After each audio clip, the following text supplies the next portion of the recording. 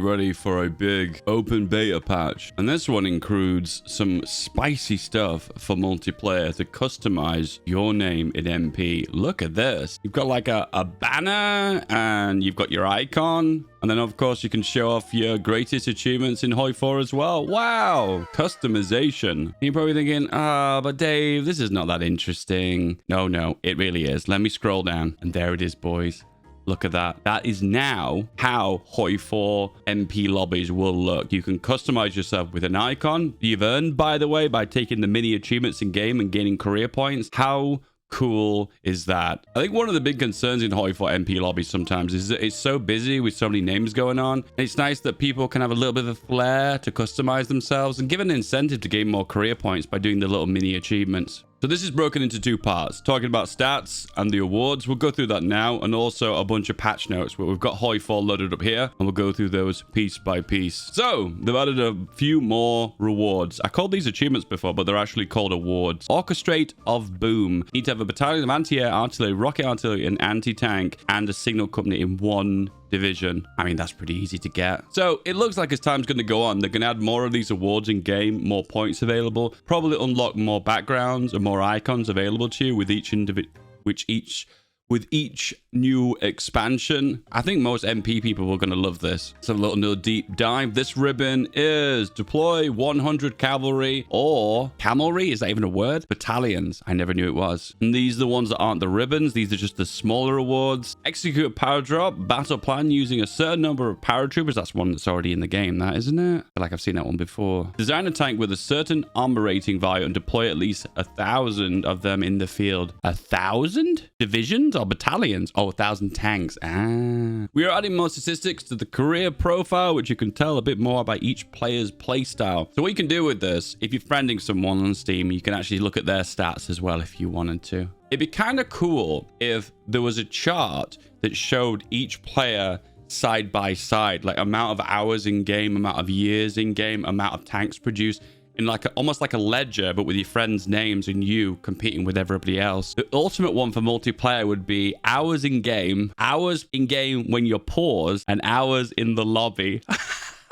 That would reveal the real amount of hours in game from those multiplayer veterans. Come on, let's be real with each other. Those MP boyos are staring at the lobby or pause screens for a huge amount of time. This is kind of interesting. Tank production ratios. I would really love to see my breakdown for this one. The only issue I've got with this is that most of my stats were kind of gathered before this feature was available. So the kind of numbers are all going to be a bit weird. Oh, it does actually say here. Oh, whoa. Hold up. Compare to your statistics. Ooh, I need to know what that actually does and what it looks like. At the end of the day, I prefer to see a ledger of all of my friends side by side. I think sometimes when you hit them with a wall of text like this, it's just a little bit overwhelming, and it's some information you dig through, and it's kind of nice to know, but what does it really do to enhance your gameplay? It really doesn't. I suppose knowing actual total amount of MP games and total average amount of time in an MP game, I suppose that's really cool if you could see side by side with all your friends. Okay, this shows stats comparison. So this is comparing you to one other person. Listen, I like this. But give me a ledger comparing all my friends in a list. That would be really cool. All right, so now you can customize your background. Look at all those backgrounds. Amazing. Okay, so let's see how that looks in game. So we're going to multiplayer. We host a game, and we can see, there we go. Look at this. You can compare your friends' profiles, loading career profile compared to my own. Aldra Hill, what's going on, bro?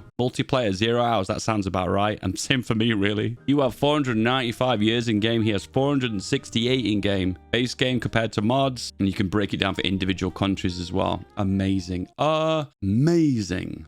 Once again, it's one of those moments where I feel like this is not something I would take advantage of, but I kind of like that it actually exists in game. I like that. And then next up, you got the option to select your icon. I always like to select the one that probably most players won't select because it looks kind of dull. Ooh, that's a good one. The fighter and the three lions. Come on, England. But you know what I'm going to say next, right? Give me more customization. Make it like Crusader Kings 3, where I can fully customize this. I can move icons around, I can adjust colors, and I can tweak things. And then it looks like this in game. Wow, looks pretty. That looks really pretty. The yellow and the red. Oh my God, I'm so proud of that. It looks so good. Now let's take a deep dive into the actual game itself, because there's been quite a few balance tweaks, mostly minor ones, but I think there's going to be some interesting surprises in here, and an interesting update for Romania. They can never get enough Romania, can they? How many times has Romanian's focus tree been updated now in small patches? This is interesting. Easy and very easy difficulties will now give you a larger portion of the peace score at the very end. Peace score transferred to player plus 10%, and civilian peace score transferred to player plus 25%. There's nothing more frustrating than being in a peace conference and you can't take anything. So this is nice that a player gets a little bit of a push, a bit of a leg up, and you get an opportunity to actually take some land. End of the day, guys, civilian difficulty gets played more than any other difficulty in the game.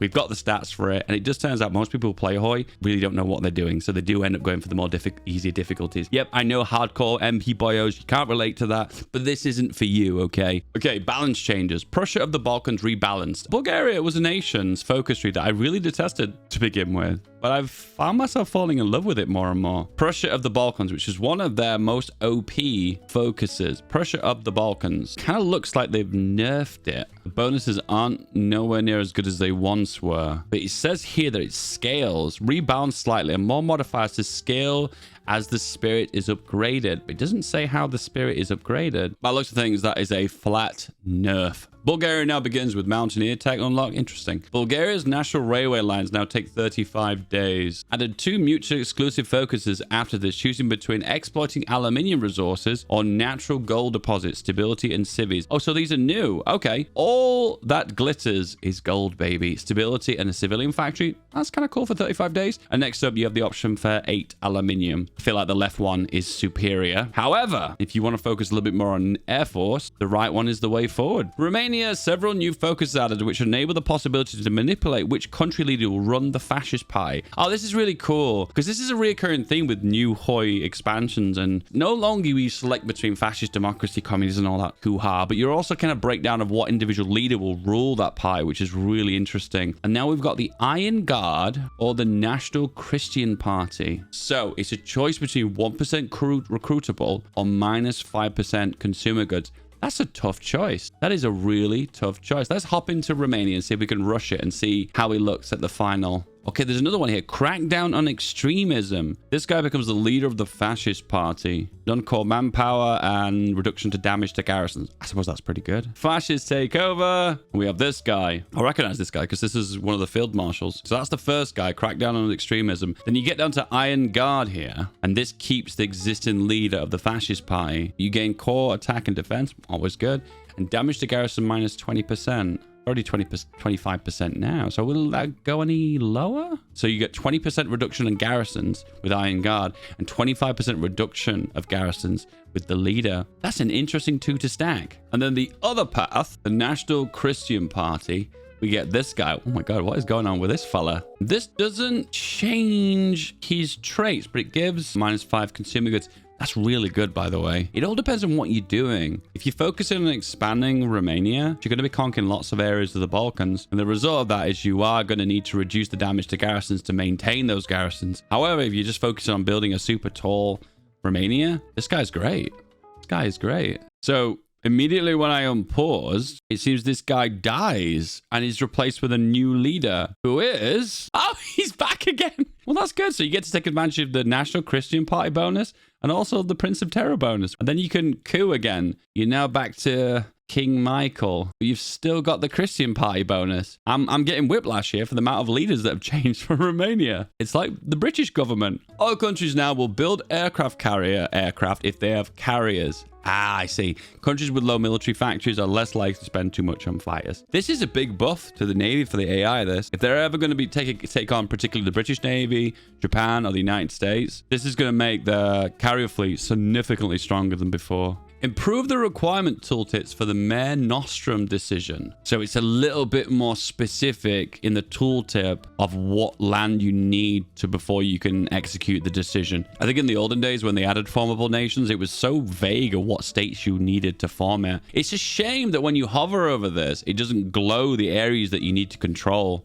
That would be a really good UI improvement. They have updated the dates now. So now, correctly, Armor 2 and Engine 2 for tanks is 1938 tech. From my opinion, I'd still rush that at the start of the game. If I was going to go for medium tanks, I'd be totally comfortable researching the chassis in 1936 and Armor and Engine 2. However, be aware, you'll have less tanks when the war kicks off. Fix the capture and sequential consequences for operatives when they are spotted on offensive missions. I'm not sure if you guys have noticed this, but spies are getting captured significantly less. Please don't tell Paradox this. It's so annoying when you have to ping pong around collecting spies that have been captured on missions. Please don't change this. Make spies usable and tolerable and not an annoying mechanic. It does look like they're more likely to be captured now on offensive missions, basically doing operations, which you can't argue with that because that's a decent reason to throw them in prison. Guys, do you like these changes? Were these good changes? Were these bad changes? Some of the improvements, particularly to the HOI 4 MP UI and the hosting screen, is fantastic. Just put our hands together and pray the Paradox add a ribbon designer, a banner designer, whatever you want to call it.